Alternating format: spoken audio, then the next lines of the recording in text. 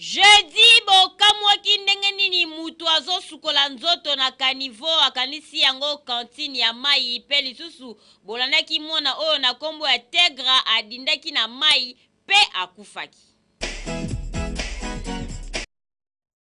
Komina Matete tonda ba quartier kasi quartier Kinsaku na quartier Ngufu botala bino moko obozomona ezali maziba ya bambisi te kasi bakanivo esika mai elekanaka nzoka nde bama yango elekaka lisusu te etelemangba kutu ya kokamwa ezali ke batu mususu bakanisi ekoma piscine zo ba plongeon azosukola na ye na kimia nyonso emo azokanisa yango kantine emo azokanisa yango mai ya makelele ye moko kaka yebi na kati ya mutu na ye nyonso oyo ezali konsekansi ya bamai kotonda elekanaka te bakanivo oyo boucher ezali ndoto te realite makambo ezolekana na Matete yango yo batu bakomi na niveau ya kosukola na bakanivo po mai ezolekana te bakanivo ezali boucher population botalaka nini ya koboka na kanivo salite babokaka yango na kanivo te kasi bakonzi ya municipalité idéologie ya Salongo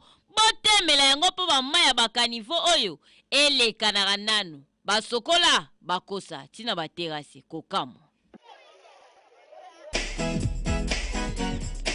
banda lobi na 19h bondimela ngai Tegra adindaki na libulu oyo bozali komona na croisement ya baviniki Selele pena 24 novembre na commune ya Selembao.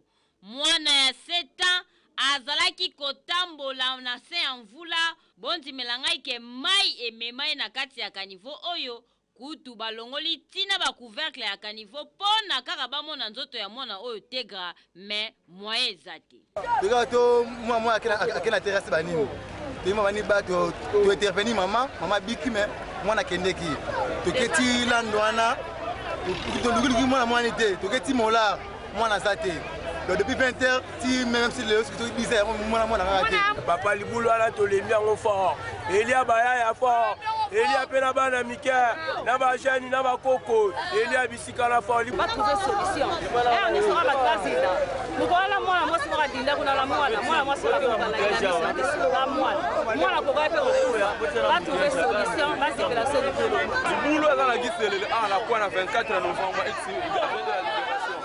et pour nous déjà batebele peso kisi batebele mais solution ça que c'est une famille na biso yoka douleur eleki trop c'est trop esika oyo batu bakweya babuka na bazoka tala lelo oyo Tegra adindi pe akufi esengeli misala ya banzela oyo esila nanu na mbangu tala bavi ya batu ekomi kokende na perte lelo Tegra akufi oyo perte nini na famille na bango bakonzi bota likambo ya nzela oyo terrible.